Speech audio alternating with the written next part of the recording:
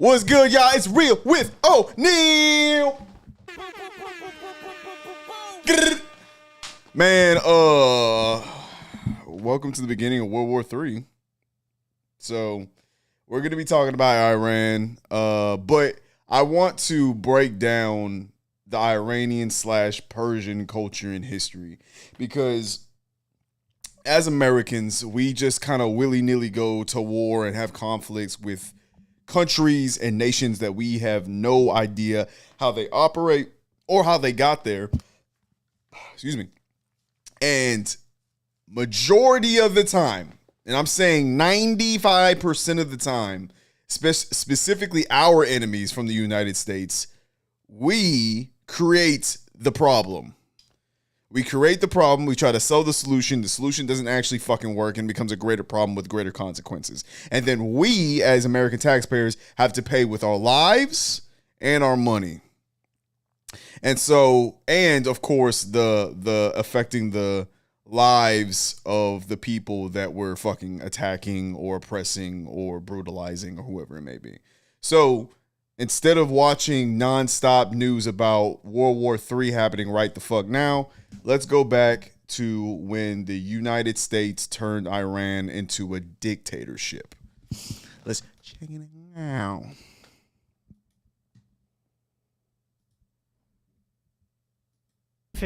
Iran is at a crossroads after decades of In 1951, Iran is at a crossroads. After decades of interference by foreign powers eager to exploit its oil reserves, the government decides it will throw them out and take control of the country's wealth.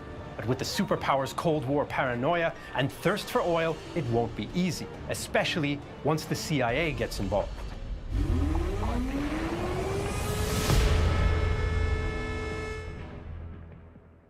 By the early 1950s, Iran has experienced decades of upheaval.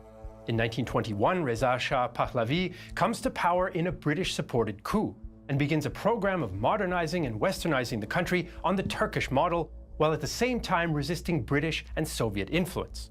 He also renews agreements with the Anglo-Iranian Oil Company that give the British state-controlled firm preferential access to Iran's oil for extraction and sale.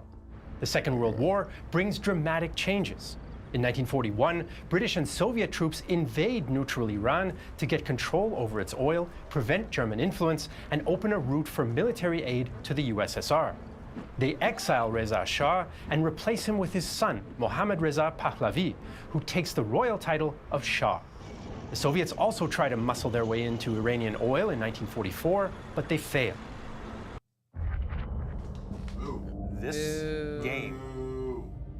Wait, okay, so the Shah's dad was exiled by who? The British? Let's run it back. Just the Europeans in general? Yeah, I didn't catch the very beginning either. Hold up. Operation Ajax. By the early 1950s, Iran has experienced decades of upheaval. In 1921, Reza Shah Pahlavi comes to power in a British-supported coup and begins a program of modernizing and westernizing the country on the Turkish model, while at the same time resisting British and Soviet influence. He also renews agreements with the Anglo-Iranian Oil Company that give the British state-controlled firm preferential access to Iran's oil for extraction and sale. The Second World War brings dramatic changes. In 1941, British and Soviet troops invade neutral Iran to get control over its oil, prevent German influence, and open a route for military aid to the USSR. They exile Reza Shah and replace him with his son, Mohammad Reza Pahlavi, who takes the royal title of Shah. The Soviets also try to muscle their way into Iranian oil in 1944, but they fail. Iran's new ruler faces a host of problems during and after the war. He's unpopular, not least because he represses nomadic tribes, confiscates privately owned land for himself, and fails to meet citizens' expectations of a better quality of life. Many Iranians are unhappy with foreign occupation and poverty, and even after the British and Soviet troops leave in 1946, that its oil reserves are controlled by foreign oil companies who don't share revenue fairly. Many of the Shah's critics want to use oil revenue to restore Iran's full sovereignty and modernize the country. And the question of who will control Iranian oil sets the stage for a major crisis in the early 1950s. Some parties support the Shah's position, who want stability and to continue to benefit from the oil deal with the British. The large automatically describe them as terrorists. Hold on. Why did it randomly do that? Do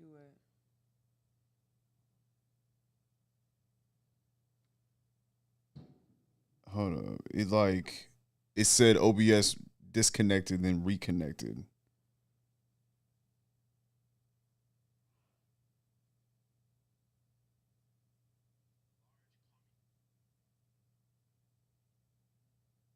That's annoying as fuck.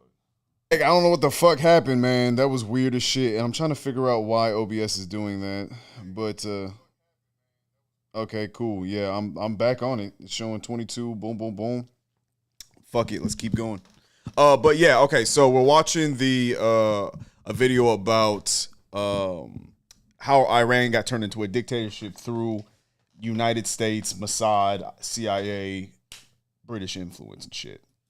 But you were saying, why is the Tudeh party communist, the Shah and the supporters, which are nationalists basically, and then the Islamists? When they describe the Tudeh, or no. The Fadayin Islam. Yeah, so they literally were just like the Tudeh Communist Party, the nationalist Shah, party. And then they were like, and the Islamist terrorist party. Right. Like, what makes them terrorists? Because they were Islamists, or were they a lot of like actual OG Persian people that were like? Well, yeah. From what the multiple videos that I've seen, this has been like the three big parties or the big influences in Iran. It's always been Islam, the more socialist worker party people, and then the nationalists and shit, which is very common in basically all the other countries, except, swap out Islam for Christianity or swap out it for Judaism or Hindu or whatever the fuck. It's always the same, bro. If you actually think about it, in every single country, there's always three major influences: the religious, the I guess you could say because I'm gonna say in the United States, the Democrats, but the Democrats aren't fucking socialists and they're not leftists. So I guess what you could say is people who are quote unquote for the working party, and those who are quote unquote for who are nationalists. And then you have the religious influence, like America, it being the Christian nationalists and Christian terrorists that live in this country. Let's keep it moving on. Hey, what was it? Stardust Crusade, what's happening? Welcome to the live, man. We're talking about Iran. Let's get it. Democracy and assassinates several high-ranking politicians. But the most important political force is Mohammad Mossadegh's National Front, a broad coalition of leftists, centrists, nationalists, and even conservative clergymen like the influential Ayatollah Kashani. This mixed group is held together by opposition to British influence, the wish to empower Parliament at the expense of the Shah, and the desire to bring the oil industry under Iranian state control by nationalizing it. In 1951, the Parliament elects Mossadegh prime minister with a large majority. He's a wealthy landowner and a monarchist, but introduces sweeping reforms, including more rights for workers, social security, and a tax Appreciate on the follow, landowners. brother. Mossadegh's priority, though, is getting the British out and nationalizing oil. He demands a better profit-sharing deal and expels some British oil company personnel, but Anglo-Iranian interrupts production. Mossadegh, with the approval of Parliament, announces the nationalization of the company in April 1951. Long years of negotiations with foreign countries have served no purpose, but introduces sweeping reforms, including more rights for workers, social security, and a tax on landowners. Mossadegh's priority, though, is getting the British out and nationalizing oil. He demands a better profit-sharing deal and expels some British oil company personnel, but Anglo-Iranian interrupts production. Mossadegh, with the approval of Parliament, announces the nationalization of the company in April 1951.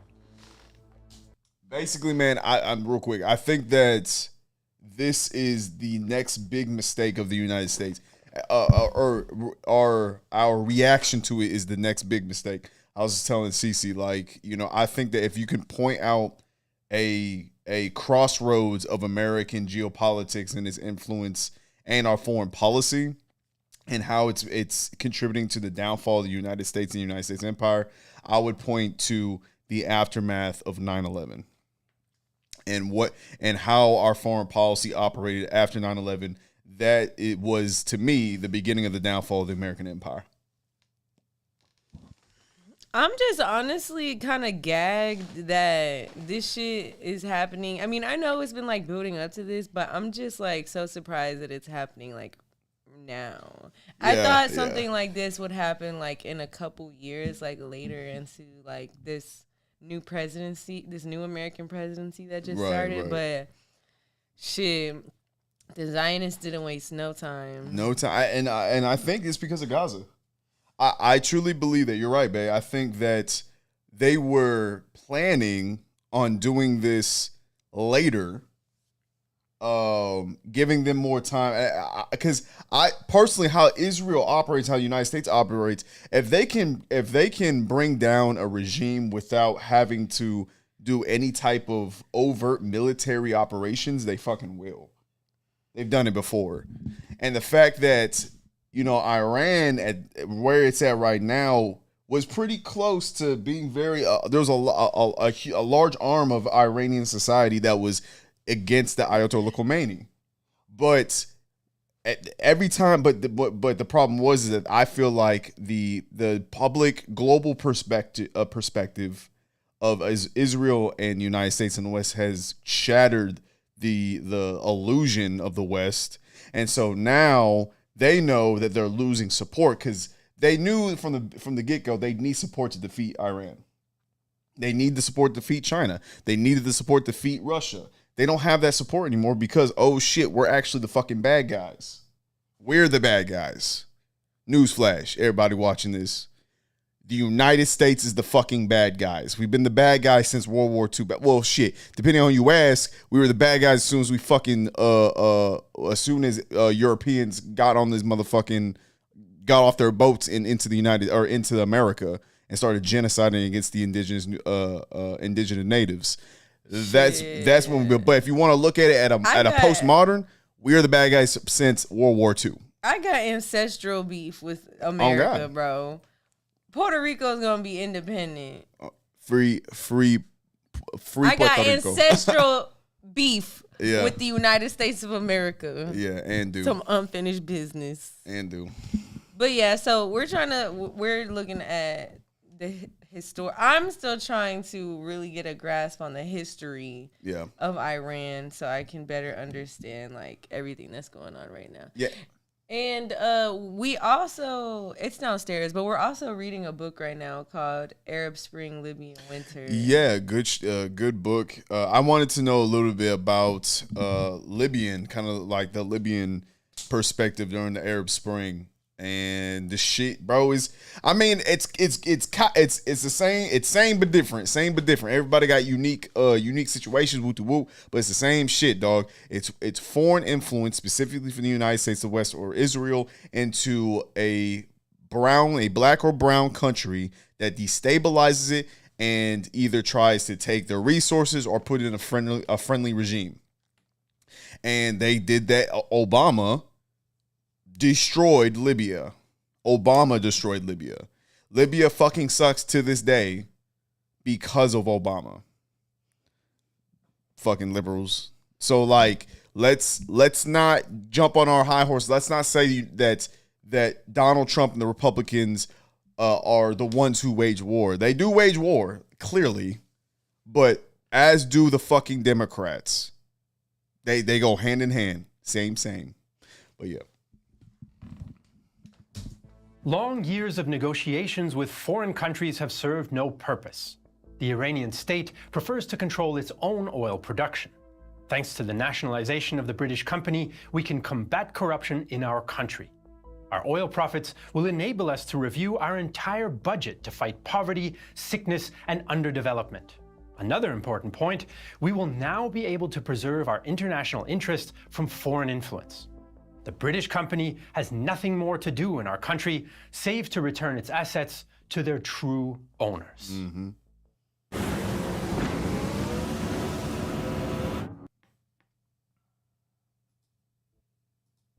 Iran's oil is now under its control, but Mossadegh has made many enemies. The Shah's supporters, landowners, and religious conservatives feel he's too radical. Today is upset that the USSR has not been involved and has the support of many intellectuals and some army officers. The Islamic extremists even try to assassinate Mossadegh since he won't introduce Sharia law. The economy also suffers since there are not enough trained Iranians to run the oil wells. Oil production falls from 241 million barrels in 1951 to just 10 million in 1952, with a corresponding and catastrophic drop in state revenue. The British are furious as they view their oil interests in Iran as a question of state security. London complains to the UN Security Council and the International Court of The Hague, but neither feel that the problem is within their jurisdiction. The British sanction oil sales, their forces carry out military exercises in the region, and opposition leader Winston Churchill even suggests a coup. London does pressure the Shah to get rid of Mossadegh and appoint a more compliant prime minister, and British MI6 agents secretly support anti-government protests, although the Foreign Office sees a danger in half measures. Until we made it perfectly plain that we see no possibility of reaching an agreement with Dr. Mossadegh, the growing opposition to him will be unwilling to commit themselves to the point of bringing about his overthrow.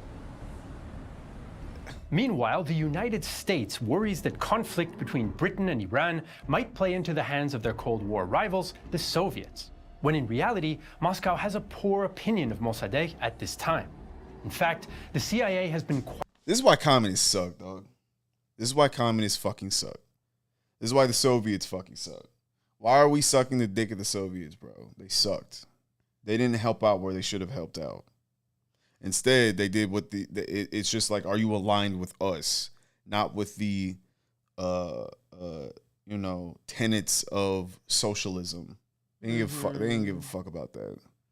Mm-hmm. They gave a fuck about loyalty. And since Mossadegh wasn't a part of the Communist Party, even though he's doing communist shit, that's why parties fucking suck. You know what I'm saying? Like, quietly trying to limit the two-day party's growth for That's several the other years. thing that I think So President is Truman like, sends diplomat Avril Harriman.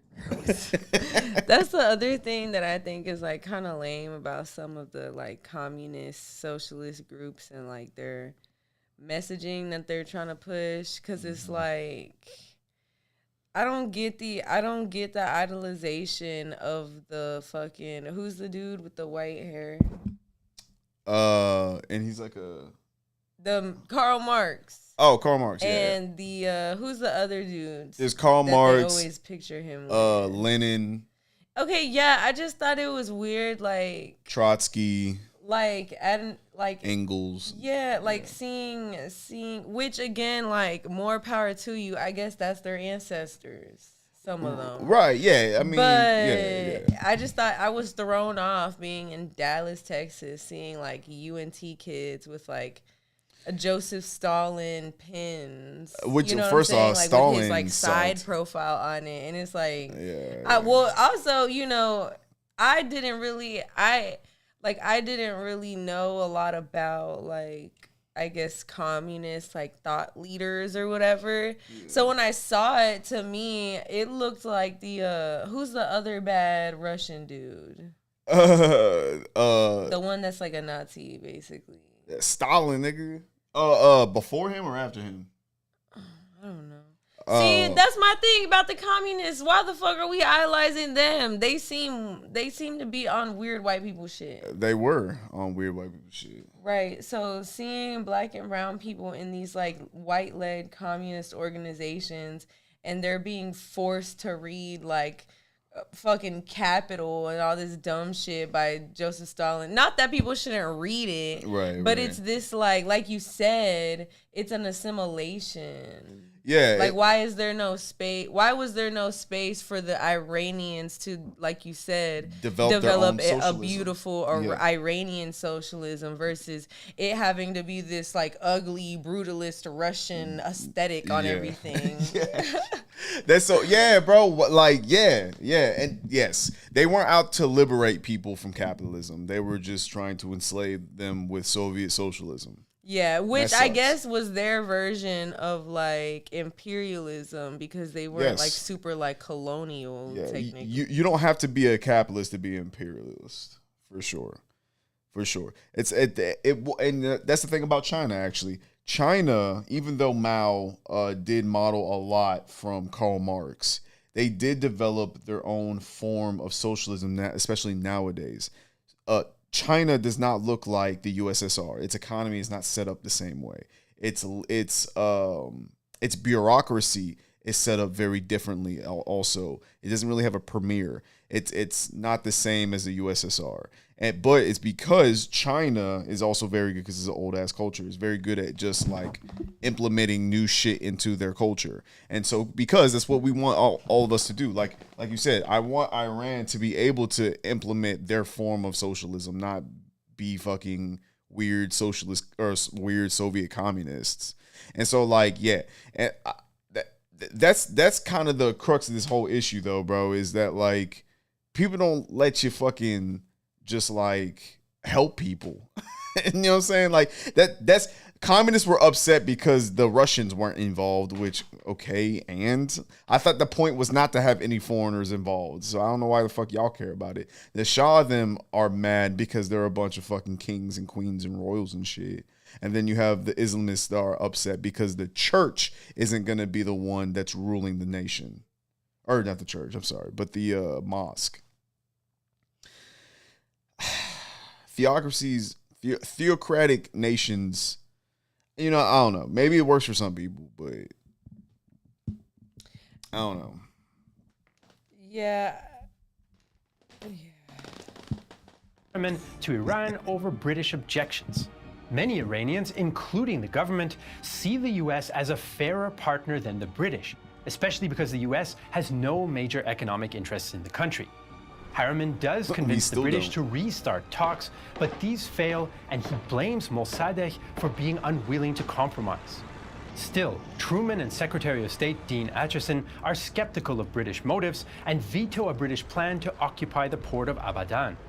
The Shah, meanwhile, fears Mossadegh's reforms and the danger of conflict with Britain. He even fears, as he will later write, for the monarchy's very existence. For the monarchy's very existence. The worst years of my reign, indeed of my entire life, came when Mossadegh was prime minister. Every morning I awoke with the sensation that today might be my last one on the throne. What a pussy. When Mossadegh... Right. This is what Ivy League universities can get into with a 3.6 and they're trying to install GPA. his son. Mossadegh resigned suddenly in July 1952 after an argument over who should control the military. The Shah appoints Ahmad Kavam in his place. Mossadegh is still popular among the people, and now even some of his political rivals are outraged. Kavam must know that the people will not submit to his colonialist policy. It is not by terrorizing people that he will manage to govern. If need be, I shall call Iranians to a holy war, the jihad, against all foreigners and their mercenaries who want to steal our country's assets and endanger its independence. Yeah. Most parties support a 5-day uprising following Mossadegh's dismissal. Dozens are killed in the violence, but the revolt forces the Shah to reappoint Mossadegh as prime minister. Tensions have only increased, and Britain now turns to the US for help since Iran has broken off diplomatic relations.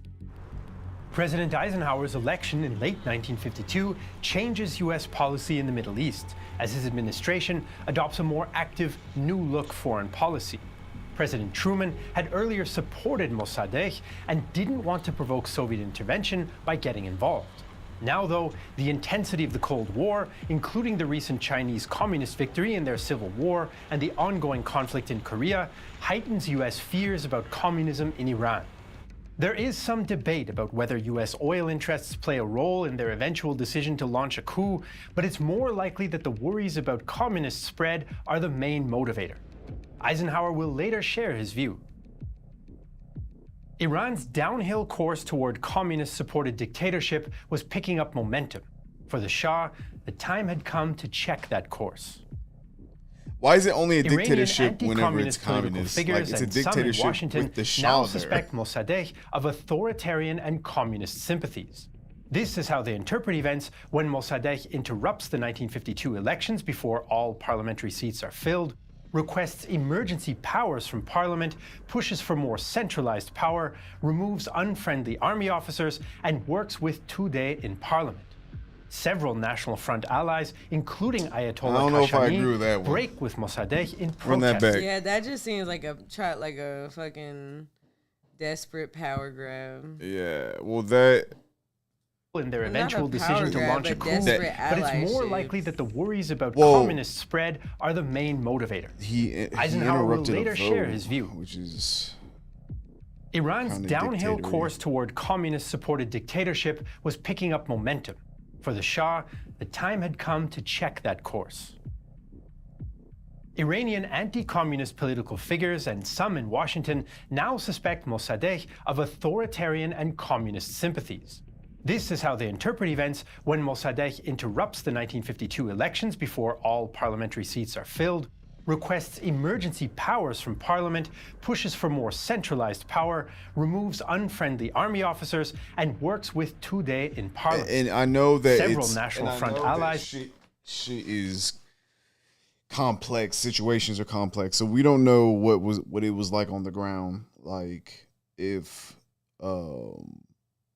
there was elements, which there probably was elements that were actively trying to sabotage that administration or Mossadegh and his people, probably by illegal means as well.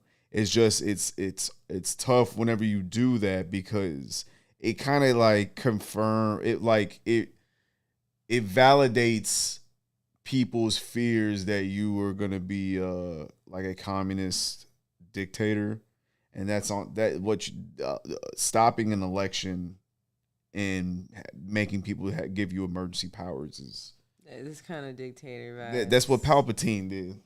Yes. Oh my gosh, that's literally what Lord Palpatine did. He's like, nah. Yeah, you will give me ultimate All the powers.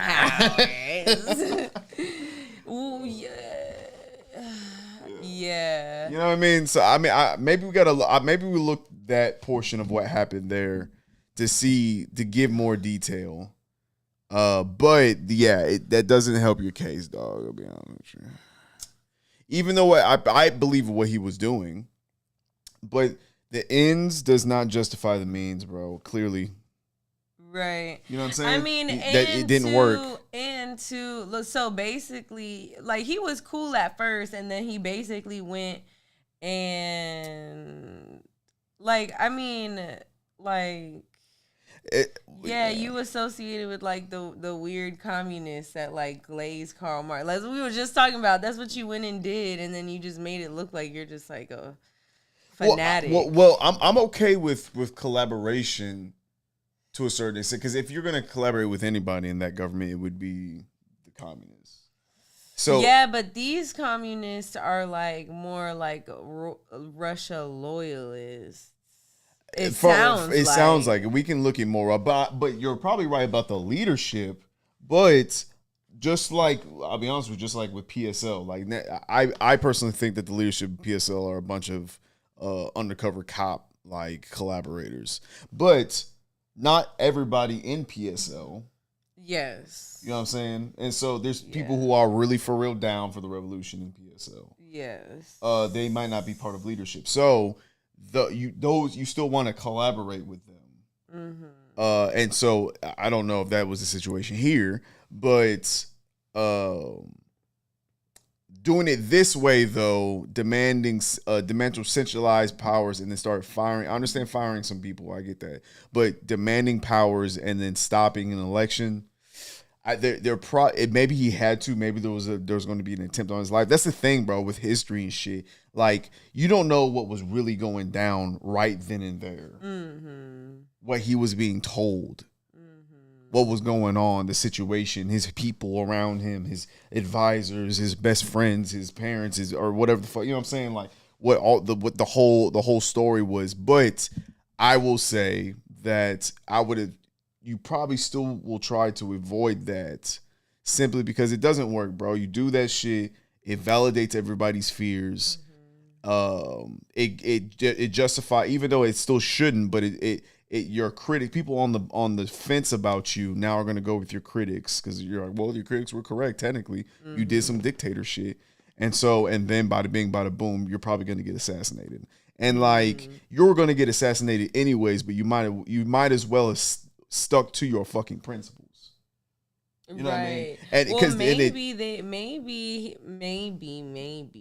right. Maybe I'm making a lot of assumptions here. Yeah, maybe he felt like, or maybe he knew something about their election was gonna be rigged or something. And that too. He's like, fuck no, I'm not even gonna let let y'all do this shit. That too. That's the thing. You're right, because when people are why won't fucking Zelensky go for organize an election? I'm like, bro, they're at war. A and B, since they couldn't, because they're in war, and because it'd be so fucking difficult to get your soldiers who are out in the front their vote, it opens your election up to be fucked with, probably by fucking Russia. And so, since they're in that vulnerable state, there's no point of doing an election, because then Russia can influence. They've influenced the American election. Of course, they can influence the Ukrainian election, and so they can just get someone who is pro-Russian and then surrender. You know what I mean? And so that's why they can't. But it gets dangerous, though. Does get dangerous, because you really should maintain leadership through a war. But that's a great way for people to secure power. It's a great way. Leaders have done it throughout history. Benjamin Netanyahu's doing it right now. He's doing it right now. He has to maintain wars because he's unpopular, and the Knesset is low key pissed with him. And the general Israeli is low key pissed at him. So like, he has to maintain. Putin, same shit with Putin. Putin has to war. This is the issue right now. People have to war, but it shows you, bro. She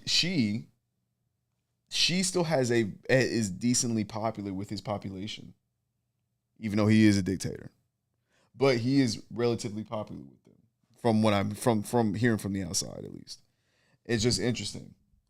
That's why with Trump, I mean, he has to go to war. He's unpopular, and the Republicans are going to drop his ass very soon. Very soon. And Trumpism is going to go away. But yeah. Including Ayatollah Khashoggi, break with Mossadegh in protest. And it's possible that MI6 and CIA agents have contributed to some of this internal discord as well. Meanwhile, the British still want to recover their stake in the oil industry and approach the Americans with a plan for a coup in Iran. In November and December 1952, CIA and MI6 agents hold secret talks. British agent Monty Woodhouse chooses his words carefully. Not wishing to be accused of trying to use the Americans to pull British chestnuts out of the fire, I decided to emphasize the communist threat to Iran rather than the need to recover control of the oil industry. I argued that even if a settlement of the oil dispute could be negotiated with Mossadegh, which was doubtful, he was still incapable of resisting a coup by the Tudeh party, if it were backed by Soviet support. Therefore, he must be removed. The US agrees to the plan despite the objections of some CIA officers, and Operation Ajax is born. The CIA, MI6, the Shah, once he'll be informed, and some anti-Mossadegh Iranians will work together to remove Mossadegh from power. Among these are paid agitators and informants, including journalists, officers, and intellectuals, but some sources claim former Mossadegh ally Ayatollah Khashoggi is also involved. Retired General Fazlollah Zahidi is to be the new prime minister, and the CIA sets aside $1 million for the plan, about $12 million today. The main organizer is CIA agent Kermit Roosevelt.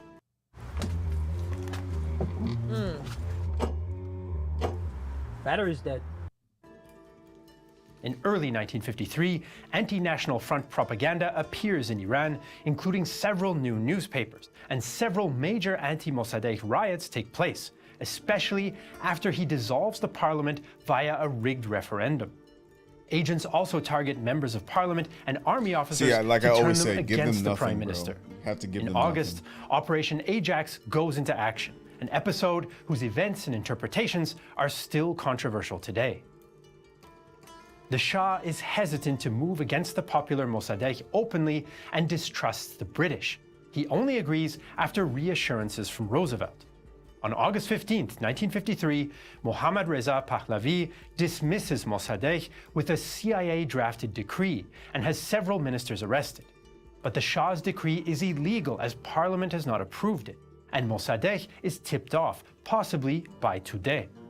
Police loyal to the Prime Minister arrest the officer of the Shah's Imperial Guard who serves him with the decree. Army units are also on the move, some to arrest Mossadegh and others to protect him. General Hussein Fardoust recalls. Zahidi ordered the execution of the plan for the coup, but surprisingly, none of the military formations moved from their locations. The Minister of Defense, General Riahi, was informed of the incident, and the military units loyal to Mossadegh disarmed and arrested the 3 military units of the coup without a clash. In the aftermath, chaos reigns. Forces loyal to Mossadegh search Tehran for Zahidi, who goes into hiding at a CIA safe house. Angry crowds tear down statues of the Shah, though it's still debated which political or foreign forces are behind them, and the Shah flees the country, much to the surprise of the Americans and British. Government forces arrest suspected plotters in the military, and there are even reports Mossadegh orders gallows erected on Sepah Square. Large two-day protests add to the confusion, especially since they're likely started by Iranian CIA agents as a false flag to discredit Tudeh before actual Tudeh supporters unknowingly join. Washington believes Operation Ajax has failed, but Roosevelt, Zahidi, and their allies try again. Roosevelt arranges for journalists to interview Zahidi, and the clergy begins a new propaganda effort. U.S. Defense Department official Wilbur Eveland recalls what happens next. On August 19th, loyalist mobs were collected in southern Tehran and were led into the modern quarters, where they swept along soldiers and officers. General Zahidi emerged from hiding to climb into a tank and be taken to the radio station, where he proclaimed the new government. The crowds are the subject of many allegations, that they're paid by the CIA, organized by Kashani, or egged on by criminal elements. Some police and military units join, and pro-Zahidi forces with 32 Sherman tanks besiege key points in the city. Around 300 people are killed, Zahidi's troops arrest Mossadegh after heavy fighting at his home, and the general proclaims himself prime minister. The Shah returns, and his court sentence Mossadegh to house arrest in his home village. According to Roosevelt's later memoir, the monarch credits the CIA agent personally. I owe my throne to God, to my people, my army, and to you. There is, though, some discussion about who is really responsible for the coup's success. Most historians and the CIA and MI6 agents who later write memoirs attribute the coup's success to the CIA and MI6. President Eisenhower believes Roosevelt's version as he confides to his diary. Another recent development that we helped bring about was the restoration of the Shah to power in Iran and the elimination of Mossadegh. The things we did were covert. If knowledge of them became public, we would not only be embarrassed in that region, but our chances to do anything of like nature in the future would almost totally disappear. I listened to Roosevelt's detailed report, and it seemed more like a dime novel than a historical fact. We can understand exactly how courageous our agent was in staying right on the job and continuing to work until he reversed the entire situation. But some point to US State Department documents that order a halt to the coup after its initial failure, which would place more responsibility on local actors like General Zahedi and the clergy for its success. Woodhouse even claims the CIA simply exaggerates its role to get a budget increase from Congress. In any case, Iran was now a US-friendly power.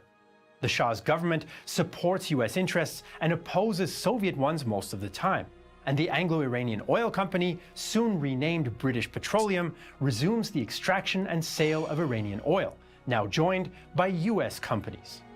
The success of Operation Ajax helps encourage the US to sponsor other Cold War coup attempts in years to come, including in Guatemala, Egypt, Indonesia, and Cuba. Damn, so this bitch, in Iran, the Shah and Zahedi crack down on internal enemies. The government declares opposition parties illegal, hunts down Islamic groups, sidelines Kashani, and represses Tudeh and the remainder of the National Front. Was like Another step in authoritarian rule is the creation of the Shah's secret police, the Savak, who will soon strike fear into most Iranians. US intervention based on Cold War fears of communism creates a powder keg in Iran. It will take more than 50 years for future President Barack Obama to admit the US role in the 1953 coup, and by then, Iran will have faced even more dramatic upheavals. Since you made it to the end of this video, you're probably a fan of detailed history documentaries. We actually produced 3 documentary series with a combined runtime of more than 9 hours. 16 Days in Berlin and Ryan. All right, so you want to see the consequences of our actions? So, okay. Oh, yeah, go ahead. Wait, no. Yeah, so let me just recap so I can remember. Yeah. So, the first instance, the first, like, Operation Ajax. Yeah. When they couped Mossadegh. Okay, so that's where I had been confused. Like, I had been confused. I didn't realize that there was a prime minister. Yeah. I thought it was just the Shah. So I was confused when people were saying that he was like, that the Shah got couped. Right. I was confused when they said the Shah got couped and then got reinstalled or whatever. Yeah.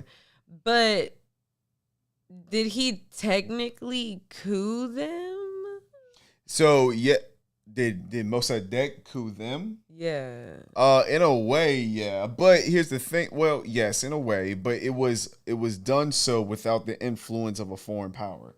Right. Really, I mean, shit. Did the southern states of the United States coup the United States? I mean, because that's what it's that it was a break apart, and then they tried to the southern states attacked the Union first. Mm-hmm. So like it became a civil war. It would have not naturally. Here's the thing: civil wars, like they're not necessarily like we don't want civil wars because people die. People die. But when the civil war happens in a nation that is not necessarily influenced by any outside actors, it usually comes out as a better result for the nation because the people usually win. The people don't win whenever fucking Mossad or MI6 or the CIA jump in. You know what I'm saying? So and they'll use the help of some people. Absolutely. And then leave you to die. Bro, Mossadegh got motherfucking double-crossed, triple-crossed by literally everybody. And you know why? Probably because he was popular. Hella popular. He was hella popular. That's why they thought that Operation Ajax failed, because at first it was failing. The Shah and them had to dip the country. But Mossadegh didn't consolidate that. Well, and actually, the problem was is that the Tudeh or whatever fucking the communists, they betrayed him. They dropped a dime on him. That's what, you know what I'm saying? Why? Because it was about Iran. Yes. I mean, no. Yeah, no, I know what you mean. Yeah. It was tough. Yeah. Mossadegh was about Iran. Yeah, he was like, fuck a Soviet. Today was all like glazing the fucking Soviet Union. Like, yeah, fuck them, bro. Bro, they're not obviously, of course, Russians are not a monolith, but I feel like the Russian government's racist. Yeah. For sure. Yeah, I would say so. I would say the Han government of China is also racist. I believe that. But yeah. So we saw that. So Mossadegh, it failed. The Shah's in place. He's gonna rule for the next like 20 years, 20-something years. And the Shah's a pussy. And the Shah's a pussy. So yeah, he definitely ran. He ran when Iran went up and tried to catch his ass. And see, that's what I don't get about people that claim that they're entitled to shit and that, you know what I'm saying, shit is just like given to them by God because they be fleeing from it. If that throne was given to you by God, why are you not fighting to the death for it? Pussy bitch. Right. Facts. That shit I don't like. Yeah. Damn. Yeah. Do we have an appropriate one? Shit. I keep forgetting which one. Oh, hell no. You lie. Oh. You did. You're going to hell, bitch. Oh. Okay, we need more. Mm-hmm. Yeah, we're going to figure that one out. But yeah, so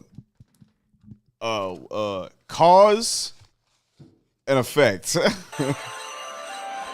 We're going to learn about the Iranian Revolution now.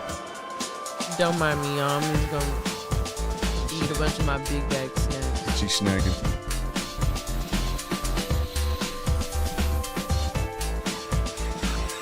Al Jazeera does some really good work, bro. If you haven't been, where is this place at? It's like right off of the highway going to Austin. It's called Little Czech. And it's like a little Czech, German-ish area. It's pretty cool. After decades of royal rule, millions of Iranians took to the streets. There's a lot of Germans and East against the regime that was seen as brutal. First run, January 2nd, 2009. We interview all of the chief protagonists of the Iranian Revolution and examine its history and causes. This is tobacco, y'all. Iran in turmoil. After decades of royal rule, millions of Iranians took to the streets. A popular movement against a regime that was seen as brutal, corrupt, and illegitimate. As a student at the time of the revolution, You're there was right, a feeling babe. that we were This is being unresolved, humiliated bro. by When the it's Shah up, it's stuck. and his regime. Domestically, the Shah's regime was a dictatorship. I keep. Is it too low in your ears? To the streets. A popular movement against a regime that was seen as brutal, corrupt, and illegitimate. As a student at the time of the revolution, there was a feeling that we were being humiliated by the Shah and his regime. Domestically, the Shah's regime was a dictatorship. There was no freedom. Yeah, it's the Shah. Oh, damn, we're super low. Revolutionary forces under the leadership of Grand Ayatollah Khomeini forced the Shah of Iran into exile. His government overthrown and replaced by a new Islamic order. It was the people all over Iran who chose Khomeini, who wanted him as leader. Such a revolution by the people has never occurred before in history.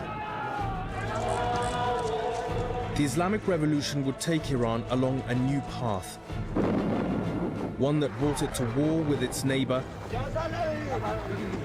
and led to ongoing conflict with the West, while remolding a staunchly defiant and independent nation.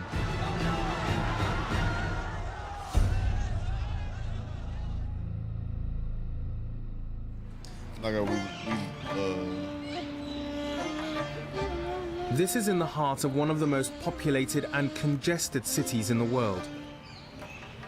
These pristine grounds I'm walking through, these fountains and palace, take up more than 160,000 square meters of downtown Tehran. Now we learned about this, inside the walls of these buildings, evidence of an opulent lifestyle. This palace has been converted into a museum, reminding the new generation why their parents had fought the revolution. Wild moment in history. For years, this was the home of Iran's royal family. It's more than a little ironic that what used to be one of the most exclusive palaces of the Shah and his family is now a park where you can come and stroll with your family and friends. But it's the opulence of the place that really hits you, and its sheer scale. It feels like it's a private country residence, but in the heart of a city. And it's little wonder that the Shah who lived here would have felt so isolated and removed from the lives of ordinary Iranians beyond the walls of this palace. Mohammad Reza Shah Pahlavi, the self-proclaimed King of Kings, ruled Iran from 1941, replacing his father, who was deposed when Britain and the Soviet Union occupied Iran during the Second World War. The new Shah, it was believed, would be more malleable to their needs, allowing for more control of such a strategically placed oil-rich country. But the Shah... Why, like, okay, I didn't catch that the first time. They removed his father and exiled the father. Yeah. How the fuck you gonna let your daddy get exiled? Because you were probably part of it. These are fucking power hungry, power drunk ass people. That is so fucked up, bro. Yeah. But that's why Mossadegh was You're going to hell, bitch. On God. But that's why Mossadegh was like, he was like, what? Yeah, bro, honestly, he was like, fuck all y'all niggas. This is how we're gonna do this shit. Cause fuck a king. And that's why the Shah was like, because his pussy ass is like, I wake up every day wondering, is this gonna be the last time I ever see my throne? Oh no, you're scared. You're scared that your people that you believe God has ordained you to rule over are gonna realize that they don't fucking need a monarch.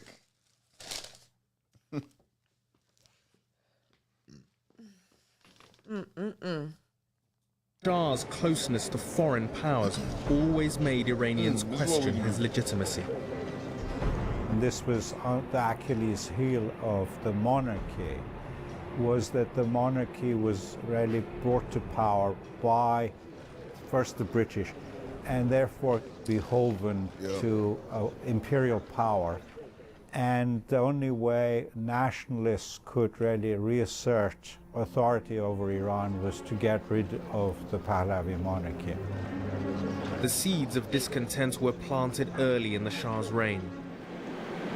The most important natural resource, oil, was in British hands.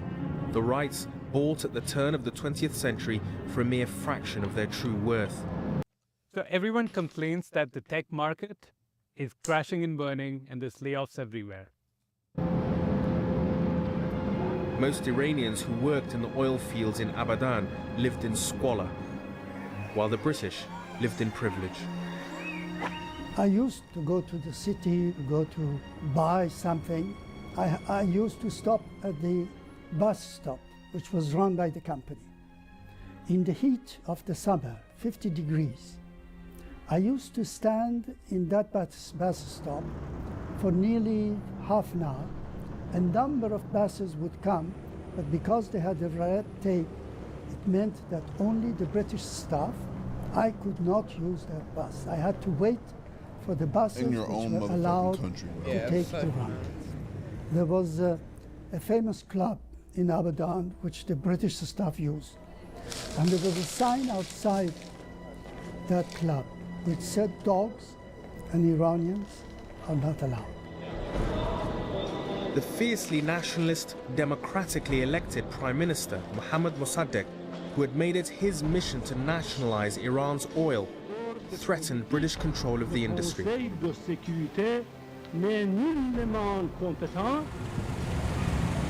With the Cold War heating up, his socialist leanings were also seen as a menace by the US, who feared Iran might gravitate towards the Soviet bloc.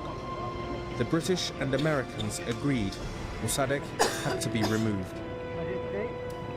There are many people who saw Mossadegh as a hero. Yeah, the Soviet Union should have fought for very this. dubious about KGB him, agents in there. who thought he was more of a demagogue. But the way in which, of course, he was treated by the West and machinations against him reinforced, let's put it this way, the Iranian perception that there. That's why Russia sucks, bro. Because y'all have, because the KGB is a ruthless ass intelligence thing. Why aren't you in Iran teaching counterintelligence? So they can fight back Mossad. Why aren't you teaching in counterintelligence in Mexico? Because you can't leverage that support if they know how to do it themselves. Exactly. Because you don't believe in people's liberation. That's why I'm very concerned that Ibrahim Traore is like, doing all this other shit with Russia. Because okay, yes, I will say yes. It's tough right now because the economy is crazy, and you're trying to find trading partners, and since you're an outward socialist, you can't work with capitalists, and so you'll work with, because I'm assuming he's probably gonna work with China, and that's what makes it tough, bro. That's what makes geopolitics tough, is that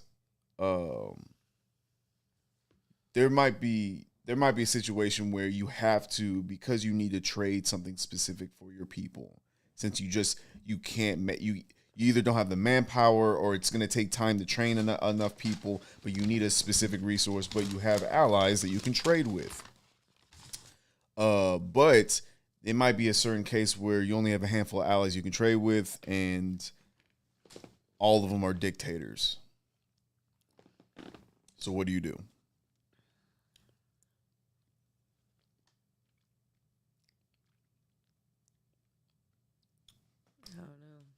That's what's tough. But you do what's best for your people.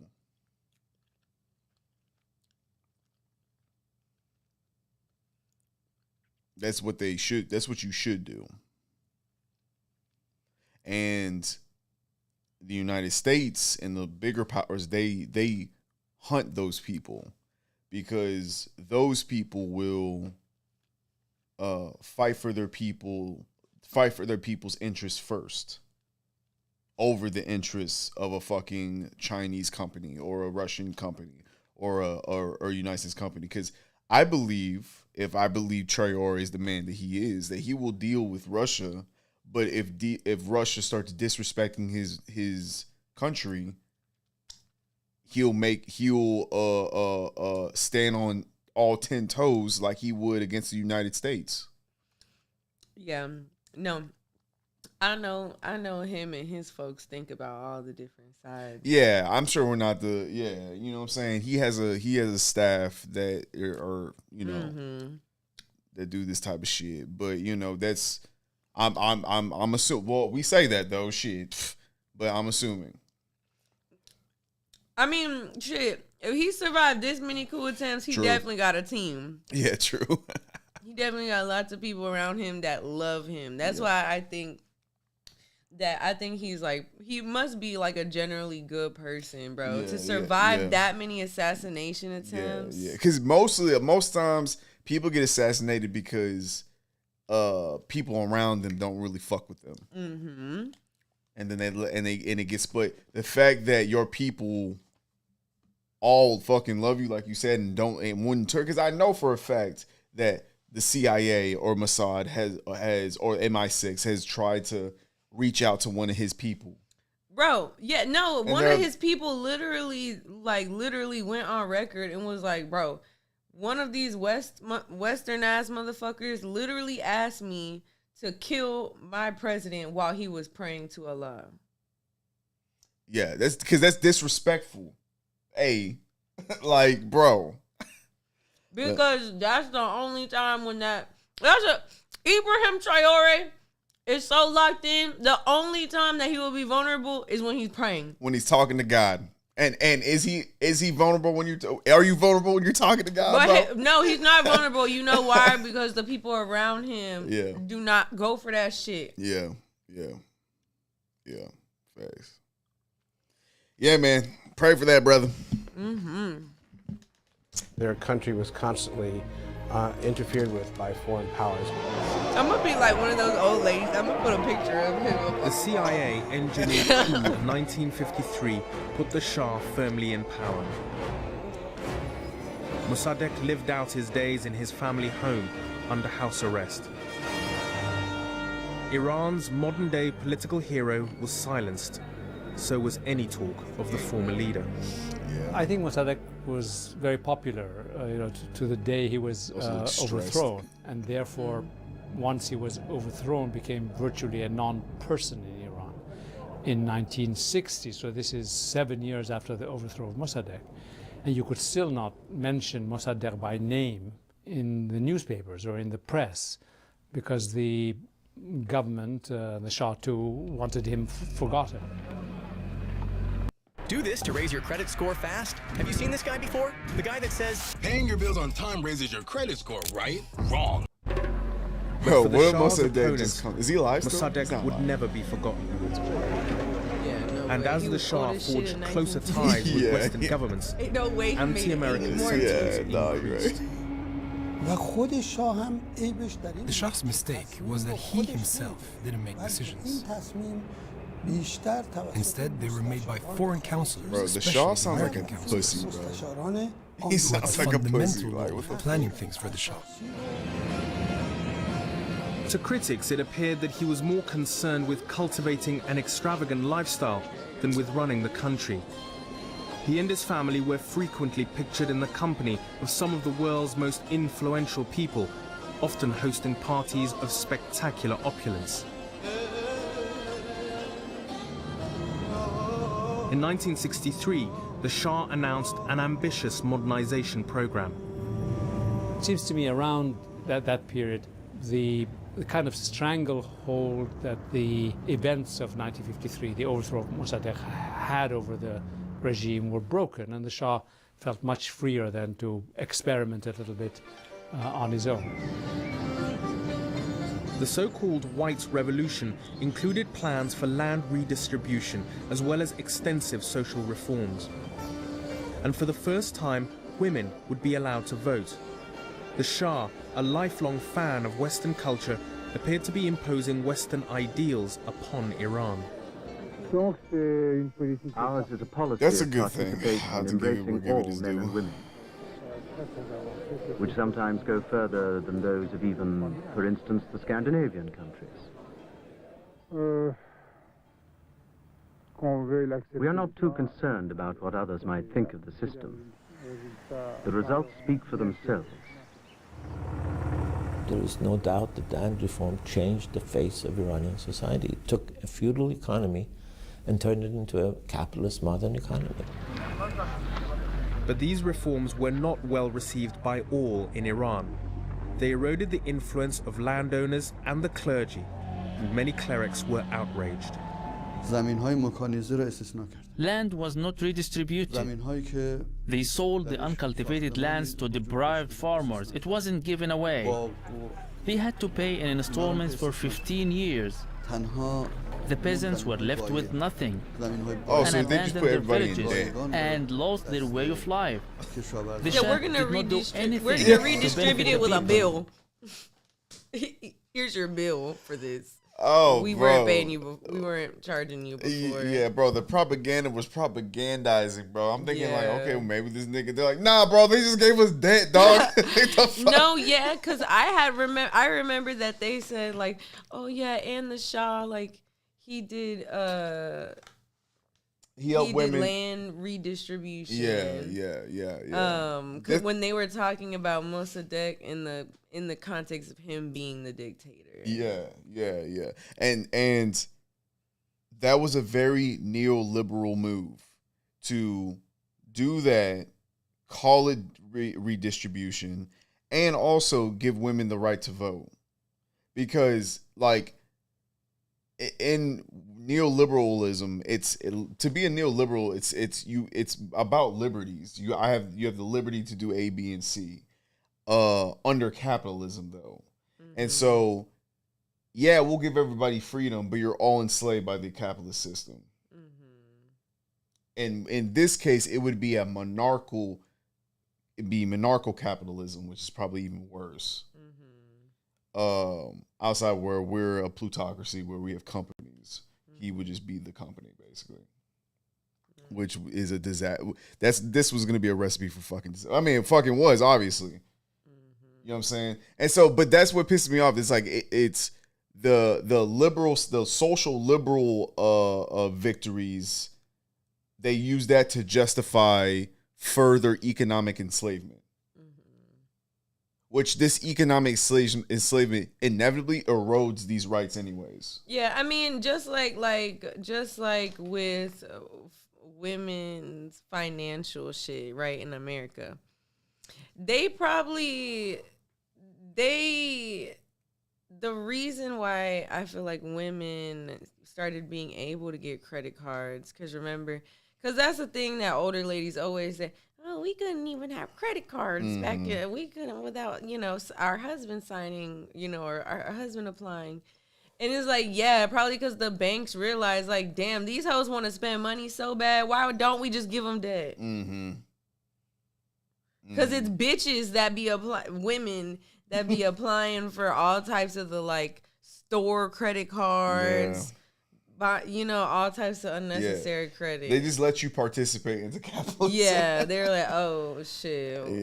Yeah. Yeah, we can get interest off these hoes, too. Yeah. And it's funny because, like, but then you have the other side where communists want a, like, socially, like, well, I mean, I don't know. Because communists, they still have issues when it comes to, like, misogyny and racism and all the other bullshit. It really just depends on the culture, I suppose. But yeah, I don't know. I personally don't like the aesthetics and the vibe of communism so far. Yeah, I don't know. Maybe I need to learn more, but it's just not giving what people made it. It needs an update. I'm going to say it right now. Communism needs a fucking update. Socialism needs an update. Because capitalism isn't going to do it. Capitalism is not going to update it. Well, the update of capitalism is actually where we're going. It's called a technocracy. And that shit is shit of nightmares. I do not want to live in that world. So, we need to update the way that we organize and think philosophically, politically, socially, spiritually, everything when it comes to socialism. We gotta get there.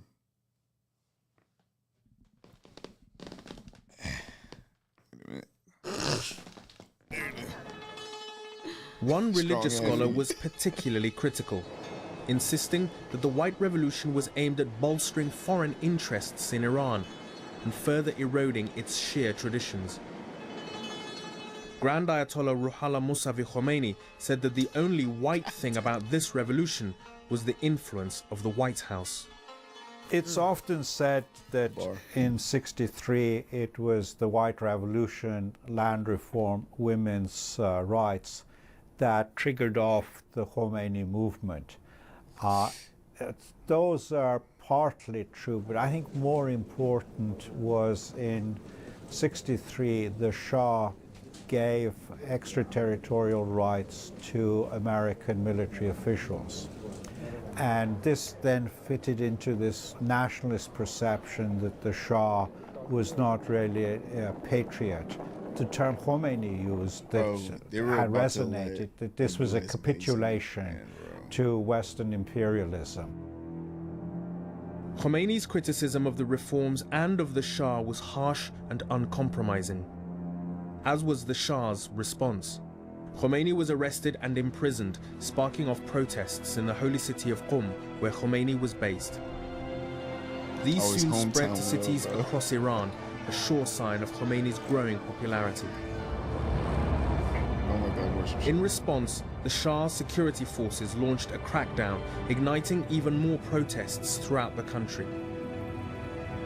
It was in part spontaneous, once Khomeini was arrested, and in part, of course, instigated by his own clerical followers, people in the bazaar. And the arrest of this, quote, holy man touched on a nerve with many in the population.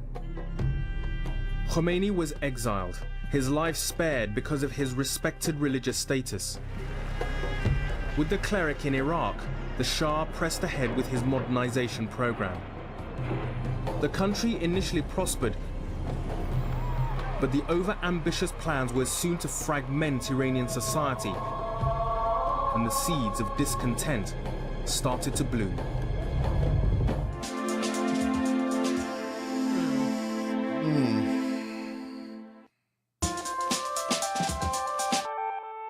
This AI tool will Y'all take should've your went with most of idea that. and create a complete book, complete with design, images, I think he layout. had it. 'Cause I don't think he trusted communism either, bro. I think he was more like, let's just. The exile do of this shit Ayatollah ourselves out Khomeini here. coincided let's with just- a period of relative prosperity for Iran. I think the decade between 1963 and 1973 was what you might call a decade of good management. The economy did very well, inflation was kept very low, prosperity did filter down to the new middle class, educational opportunities expanded very rapidly for everyone. True, obviously income distribution was not equal or fair, but everybody did better. The Shah attempted to capitalize on this economic success by cementing his position as the nation's undisputed leader. Having marginalized Grand Ayatollah Khomeini, at least for the moment, the Shah turned his attention to Iran's left-wing opposition. With the Cold War at its height and the Soviet Union, Iran's most powerful neighbor, the Shah was determined to stem the growing popularity of communism and socialism. He toured the country, warning of the threat. I belong to the generation of the national movement and Mossadeghi's movement and the movement for democracy and for independence. We were the ones who tried to resist the Shah, and they had completely suppressed all political movements, all political parties. And even in the late 50s and early 60s, when National Front was trying to reorganize, the Savak did its best to destroy the new National Front. Savak, Iran's internal security service, had been established in 1957 with the help of Mossad and the CIA. Its methods of widespread arrests, torture, and executions soon created an atmosphere of fear and intimidation. What Savak had successfully done is to create an image of itself as far more powerful than it in fact was. Our working assumption in Iran was that in any group of 4 or 5, one person would be a Savak. These turn out to be exaggerations. But was Savak brutal? Yes, it was. Did it torture? Yes, it did. According to human rights groups, during the Shah's reign, around 1,000 political opponents were executed, with a further 4,500 imprisoned. I was abducted. A car stopped and pulled me in. They took me, to be brief, blindfolded, which I later on found out it was Evin prison. I was whipped, then blindfolded again, taken out to the hillsides and thrown over a valley down to the bottom. Savak's methods further contributed to the opposition to the Shah's regime. He was increasingly seen as a dictator who had no tolerance for dissent. Yet the Shah believed that his ambitious economic development plans would help quell any hostility to his stifling of political freedom. Oil revenues, he hoped, would lead to greater prosperity. The ultimate goal was to build an Iran which would compare to Japan of that time. Always he was saying between Japan and Europe. We must be the financial center, the major economy of the world. And no expense was to be spared in pursuit of this dream. In 1 year alone, 1974, the Shah spent $16 billion on a development plan which aimed to modernize the nation's infrastructure while revamping its military. In order to finance his development goals, the Shah took an active role in OPEC and insisted on imposing a rise in oil prices. His position caused a rift with his former supporters in Washington. I told him that in Nixon administration, there are people who are turning against him. He thought I'm exaggerating. Oh shit, you got double crossed. But the Shah was undeterred. Indeed, as the country's coffers swelled, he grew still bolder. In 1974, he spearheaded a 14% rise in oil prices that crippled Western economies, insisting it was in Iran's national interest. And it appeared that the Shah was at the height of his powers. He was now, in 1974, the emperor of oil, the man who'd made it. He was on the scene. Iran was a great power again. And therefore, of course, the nature of the relationship is going to change. People were not going to treat you with the sort of kid gloves, perhaps, that maybe you were used to beforehand. You were no longer emerging, you had emerged. And therefore, if you'd emerged, it was sort of big boys' games, for big boys' rules and big boys' games. And I think the Shah never quite adjusted to this fact. And as a nation, Iran suffered growing pains as it attempted to modernize too quickly. The explosion in oil prices in 1973-74, oddly enough, made Iran wealthier overnight, but the Shah's attempt to inject all that money into the economy at once had an enormously disruptive impact on the economy. We went almost overnight from a fairly stable economy to very rapid inflation, housing priced out of the reach of most people, a flooding of migrants from rural areas into the large cities, and therefore the creation of shanty towns and a worker underclass. The broken promise of prosperity led to increasing resentment against the Shah. People from all walks of life were angered by the new economic hardship and by the corruption seen as endemic in the Shah's inner circle. Our struggle was mainly aimed at the Shah himself. It wasn't about America or Britain, who were both interfering in our internal affairs. It was all about the Shah, and especially about the Pahlavi family, because the royal court had a great role in plundering our interests, and they also had a role in our lack of freedoms. But by now, the Shah would brook no criticism. In 1975, Iran became a single-party state, with the Shah confirmed as its all-powerful leader. He became increasingly hubristic towards the politics of the country. He established a one-party state. In 1975, he changed the calendar. In 1976, I mean, he did all these things really without any rhyme or reason, rather really to support his own political ideas. And of course, this all offended many, many people. It was a confluence of bad decisions.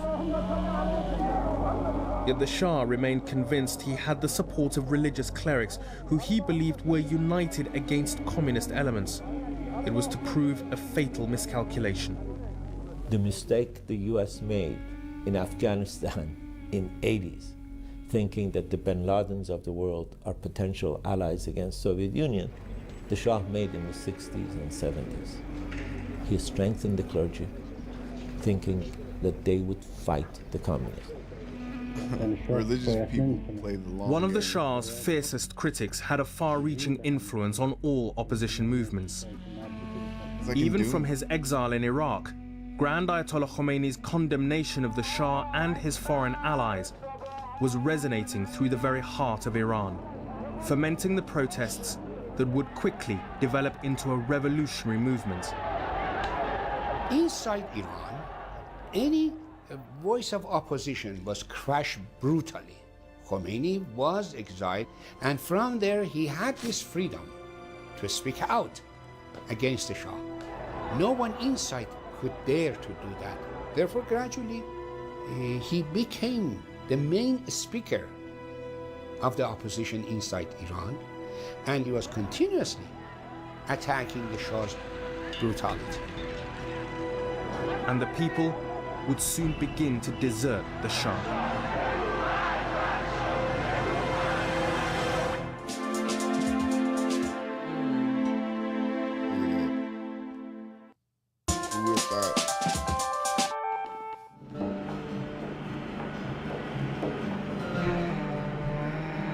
By the mid-70s, the Shah's ambitious development programs were costing much more than the country's oil revenues could generate. In 1977, Iran's economy collapsed. With high unemployment and soaring inflation, ordinary Iranians were bearing the brunt of the new financial crisis, and they turned their wrath against their king. The fundamental reason he failed is precisely because of his success, in this sense. When he changed the fabric of Iranian society, he created a new middle class. He created incredible expectations in the working class. He kept telling them that they're going to live lives comparable to Germany, to Japan. So you have a middle class, you have an educated technocratic class, you have a working class that expects more and more, but you can't deliver. You can't deliver on the expectations because the expectations are so grandiose to be almost absurd. From his exile, Khomeini continued his stinging criticism of the Shah, and his message was spreading through the mosques of Iran through a vast network of clerics. We were transmitting the Imam's messages, statements, and speeches to Iran by telephone. We had contacts in cities in Iran. We were calling them at night and sending them the tape of the Imam's daily speeches by telephone. They would record it, and the next day they would be distributed in meetings, ceremonies, universities, mosques all over Iran. And people were made aware of his words. The so-called cassette revolution was underway. Khomeini was sending cassettes denouncing government and the Shah and everything. So this was the start of the revolution. At the point, I was responsible for the Progressive Party of the Rastakhis Party, which was a unique party of Iran. And I was traveling around the country and making speeches, telling people, beware of what is going to happen to you. But the people were not listening. In this newly charged atmosphere, it was Khomeini's message that was resonating. They saw Khomeini as the symbol of ultimate opposition to the monarchy. There were plenty of clerics who also opposed the Shah, but they were seen as people who were willing to compromise. And Khomeini really upped all of them by saying, no, we don't want to go back to a constitutional monarchy. We want actually a completely new type of republic, an Islamic republic, without actually spelling out what that meant. Sensing the growing influence of the outspoken cleric, the Shah decided to retaliate. In January 1978, he commissioned the writing of a stinging article attacking Khomeini very personally and had it put on the front page of Iran's largest newspaper. He grossly miscalculated the consequences. It's like a pussy-ass This movie anonymous anyways, bro. article went in describing Khomeini as, among others, an Indian, so, you know, obviously not native Iranian, but also saying he was a British spy and had sort of licentious habits, and which weren't fully described, but I mean, people got the idea. And of course, this is the thing that sparked off protests, particularly in Qom. The protests quickly spread across Iran. Throughout the year, there was an ever-growing tide of strikes and demonstrations. Yet many of the protesters had little in common, apart from their implacable opposition to the monarch. Well, you know, people like myself, including thousands of government employees and even factory workers, who went on strike in Iran for about 6 months and had no demand but liberty, and Iranian intellectuals who demanded democracy. None of these people went on strike for an Islamic revolution or Islamic rule or Islamic government. They wanted a secular government. In such a volatile atmosphere, a single tragic event proved to be a tipping point. In August 1978, a fire broke out in a cinema in Abadan in southwestern Iran. 400 people were burned to death. By now, even apparent accidents were being interpreted as having political links. The Shah had so lost the kind of public relations propaganda war that it was widely believed that the fire was set by agents of the government. It was totally unfounded, but nevertheless, clearly this was, you know, that he had lost the publicity high ground, if you want. There is now more than, I think, ample evidence to conclude that the clergy did this. And they did it to radicalize the movement. But the supporters of the clerics deny this allegation. Nonsense. Well, all that is certain is that a fire broke out in this Cinema Rex in Abadan, and the doors were locked and people could not get out. But to suppose that the Islamic movement in Iran or any of its personalities had the need of creating an atrocity in order to vilify the Shah's regime, I mean, it's just, what shall I say, infantile. Whatever the truth, the tragedy attracted thousands more protesters to the streets. Increasingly desperate, the Shah declared martial law. Newly emboldened, his troops were soon to commit an atrocity, which became known as Black Friday, and which further loosened the ruler's grip on power.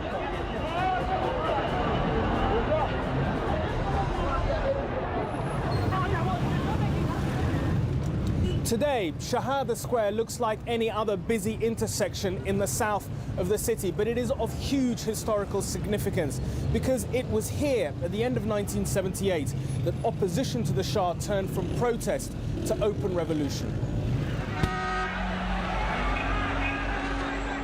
In September, when martial law was declared in Tehran, and there was a clash between demonstrators and troops, a large number of people were killed. And I think really after that, for the Shah, things began to go downhill very rapidly. By now, protesters of all political persuasions were chanting Khomeini's name as his revolutionary rhetoric began to galvanize the various opposition groups.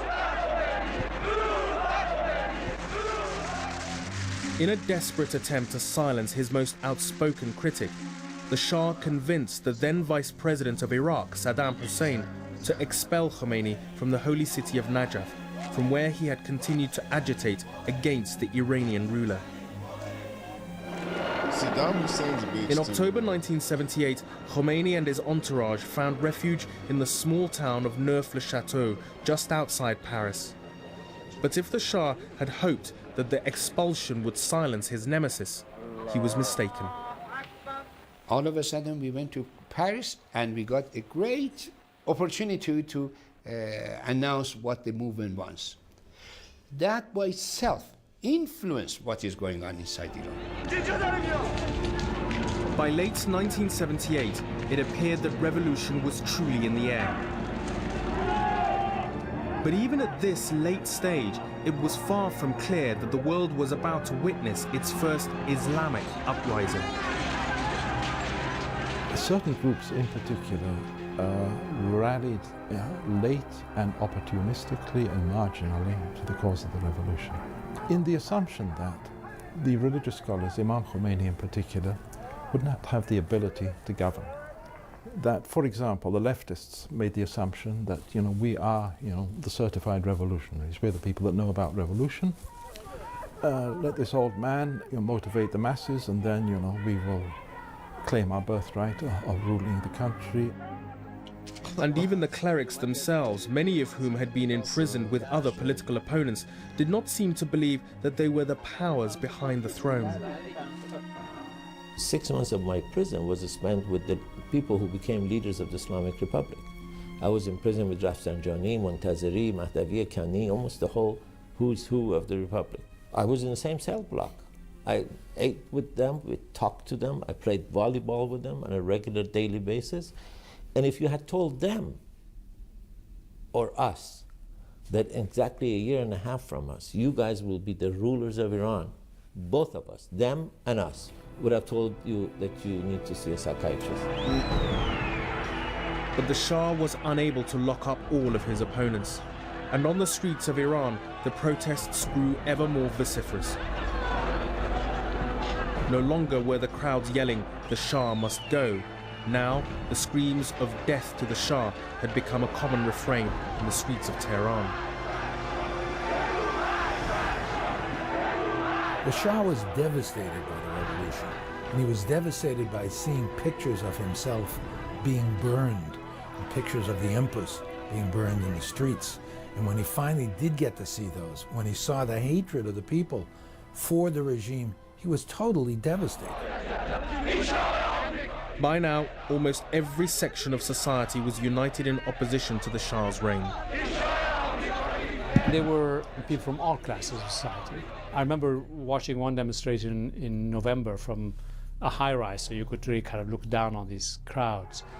And in some ways it was kind of astonishing to see these huge groups of people emerging from the side streets into the main avenue to join, the protests. And they came in kind of packs, clearly from neighborhoods of the working class districts of Tehran. And suddenly you'd see this sea of black chaddored veiled women, or the sea of working class men. But also, you had merchants from the bazaar, shopkeepers, and then eventually the middle class, began to join. The westernized middle class began to believe the revolution would be a very good thing. Time was running out for the Shah. And as the new year dawned, his downfall seemed inevitable.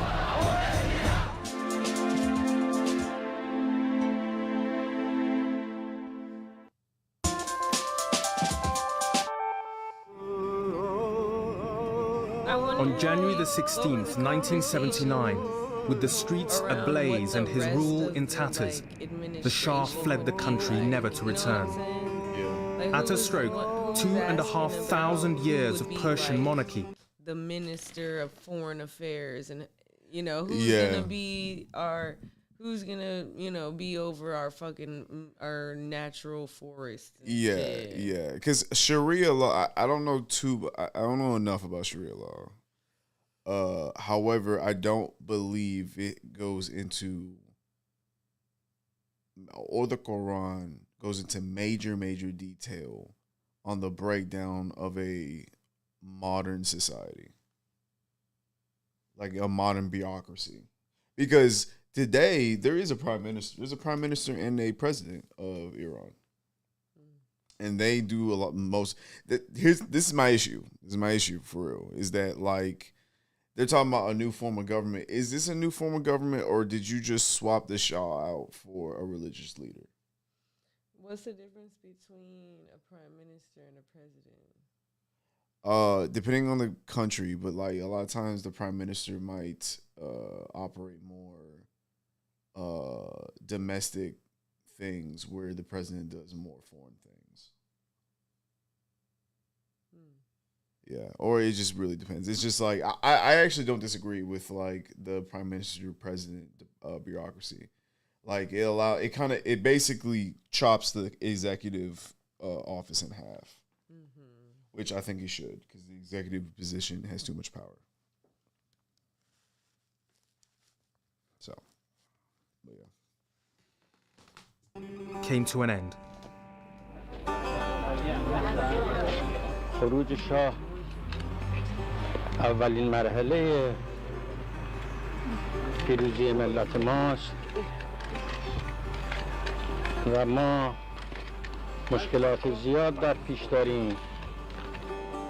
The stage was set for the return of Grand Ayatollah Khomeini after 16 years in exile.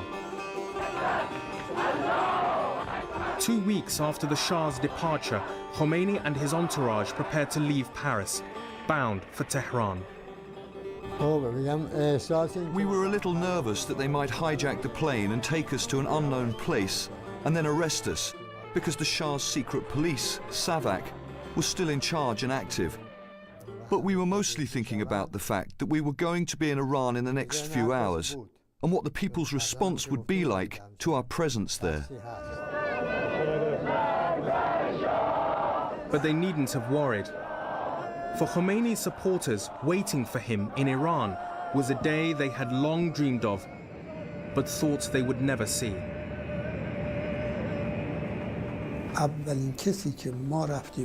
was one of the first people to go aboard the airplane when they landed. The Imam was sitting alone. There was no fear on his face. I had struggled from 1961 to 1979. It was a duration of 18 years of struggle. I even went to jail. I felt I was flying. I was so happy to see the struggle had come into fruition. Journalists asked the Ayatollah what he felt returning to Iran, and he is reported to have replied, nothing. But the same could not be said of the many thousands who had protested against the Shah's regime. Suddenly, the possibilities seemed endless. The great thing about revolution, it was not only happening in the streets, it was also happening in people's minds. Let's say from December 78 to December 79, where the Shah's regime had fallen, there was absolute freedom. Books were being translated and sold by the kilos. People suddenly had access to Marx, they had access to all these writers they couldn't read before, because of the censorship. Khomeini quickly appointed Mehdi Bazargan, a pro-democracy activist, as interim prime minister, briefly raising hopes that the new government would reflect the wide range of voices who had united against the Shah. But for the old guard, who were perceived to be enemies of the revolution, retribution was swift and brutal. Many were imprisoned and killed, while others were forced into exile. Around 5:30 in the afternoon, they entered into the campus, and we came out. Somebody arrested me there with a machine gun on my chest. Said, "Don't move." I told myself, this is the end of my life. I have one chance to save my skin. At one moment that he was trying to get another one, I fled. But I didn't dare to go out because I was shooting from every side. So somebody pushed me and said, "Mr. Majdi, this is the moment to go out." So I went out on the sidewalk of the street. A revolutionary group was attacking with machine guns and everything.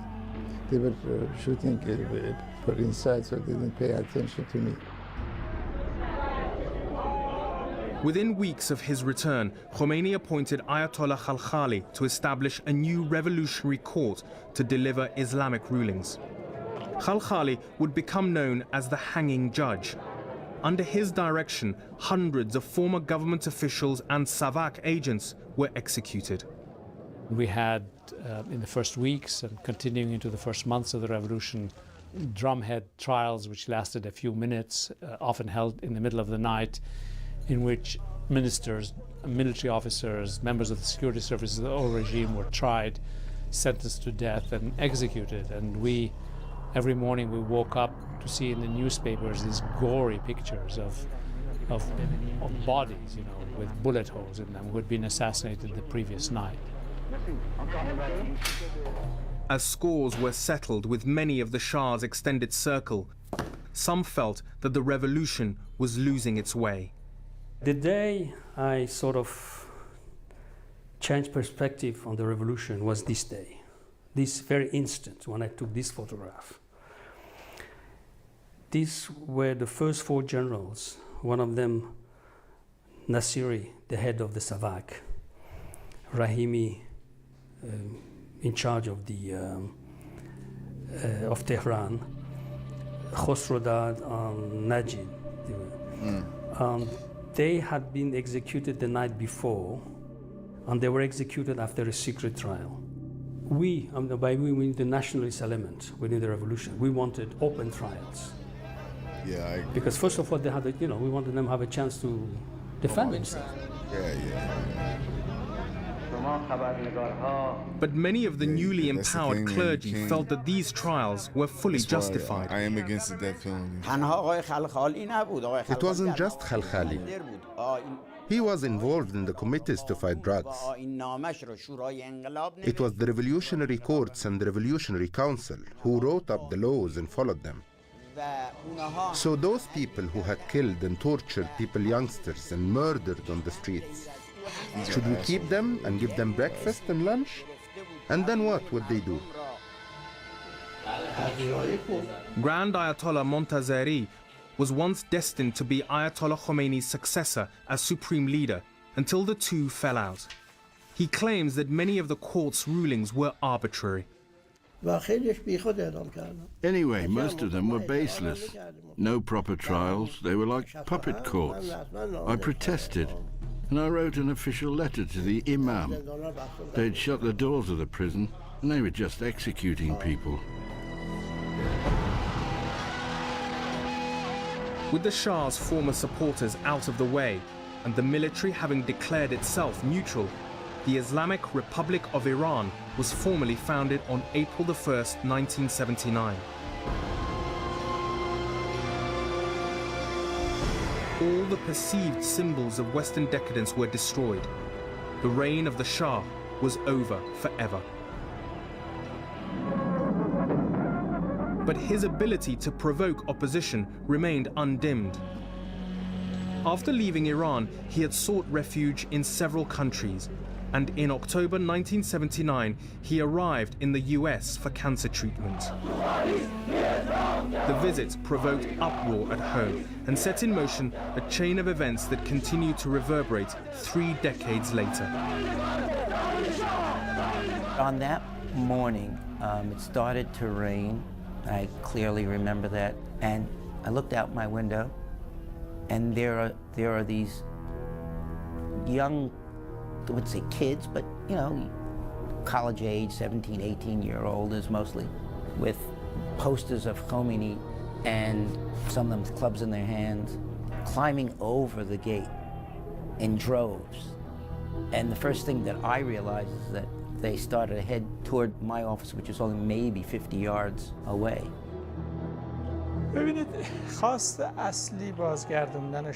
Our first aim was to bring the Shah back from America.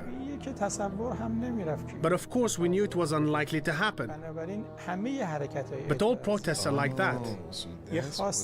We thought it would last 3 to 5 days.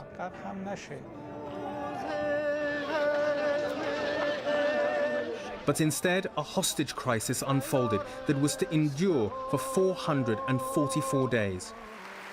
By the time it was over, US President Jimmy Carter had been voted out of office. The Islamic Republic of Iran had been firmly established. And the two nations, previously so close, would become the staunchest of enemies.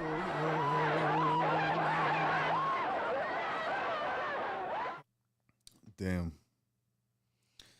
Well, man. Hey, have you ever been told you have a nice voice? Well, what if I told you could turn your voice into actual... Not because it wasn't interesting. I'm just sleepy. Nah, I feel you. Hold up. We'll be right back, y'all. I need to go to the bathroom. Yo, O'Neal.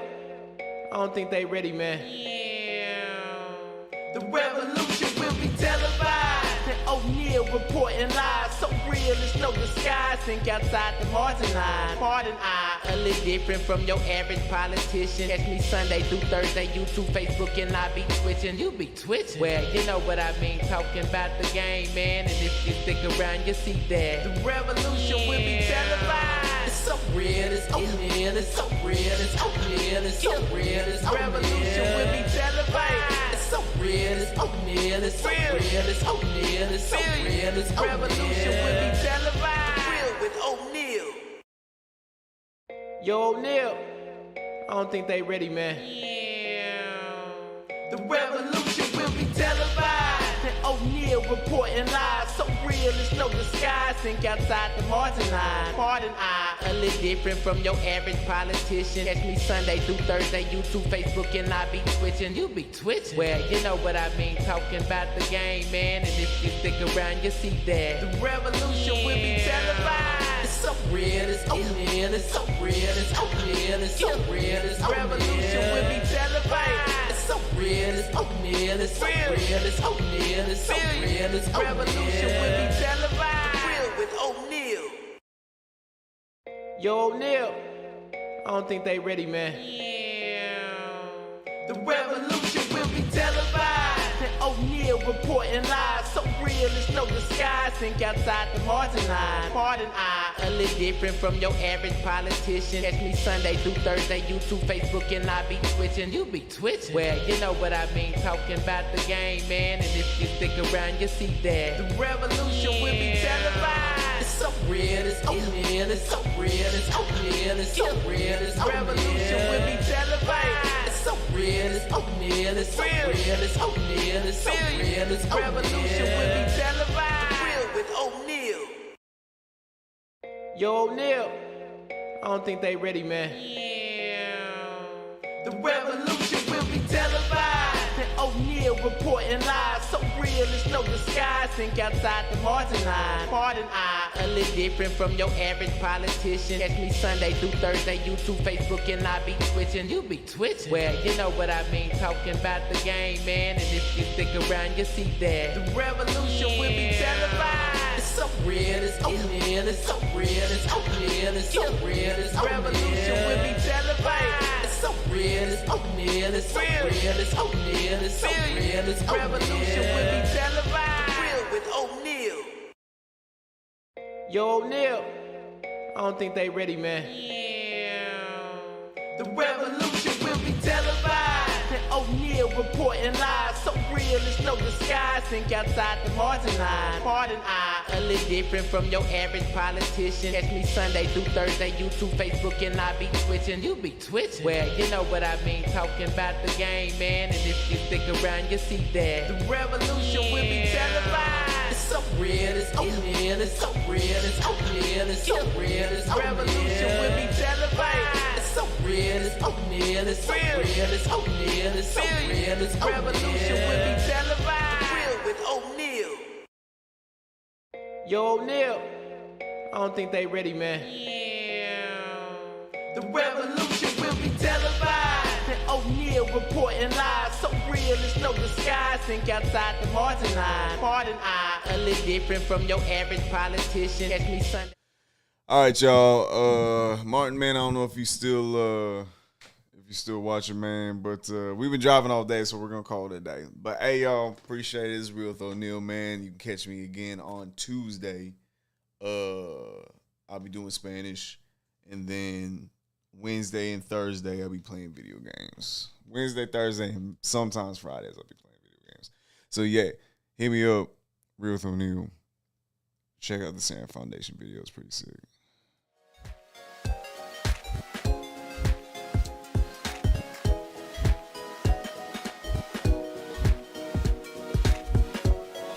For us to go and clean up the community, make sure you come over here, get a vest. If you're coming to clean, get a vest, get a trash bag, and get some gloves.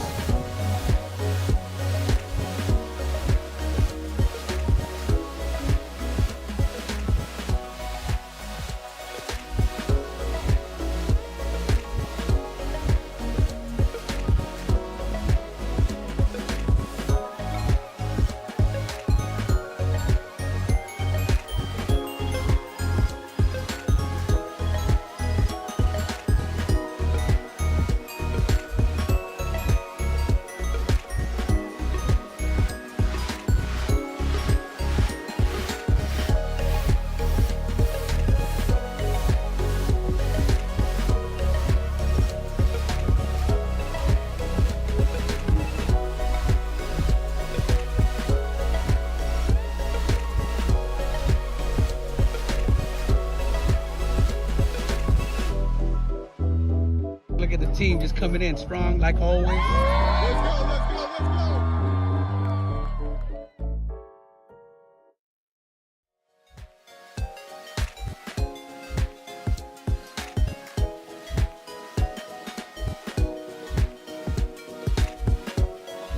wants to go and clean up the community?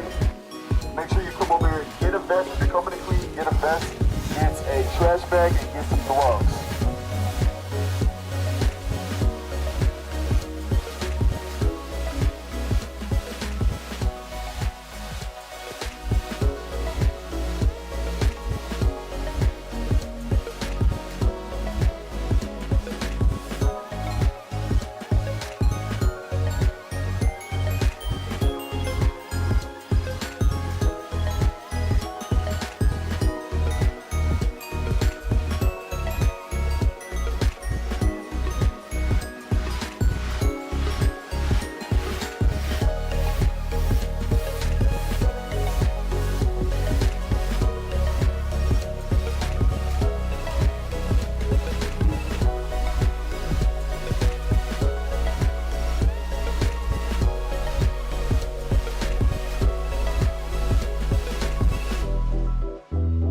Look at the team just coming in strong like always. Who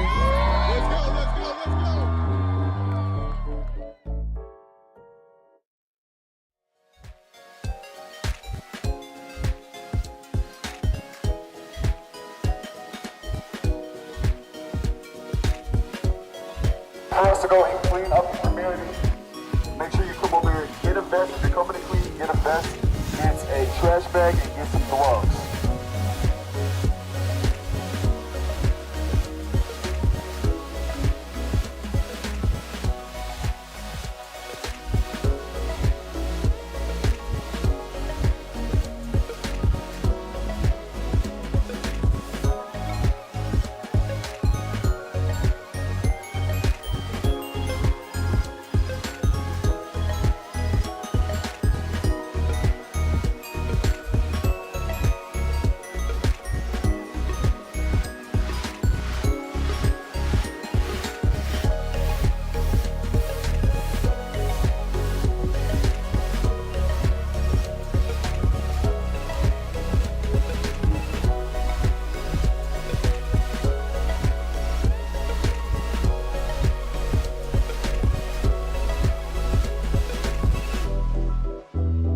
Look at the team just coming in strong like always.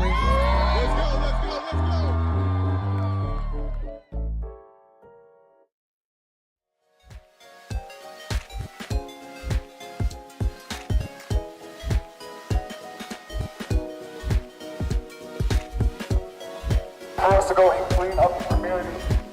Make sure you come over here, get a vest. If you're coming to clean, get a vest, get a trash bag, and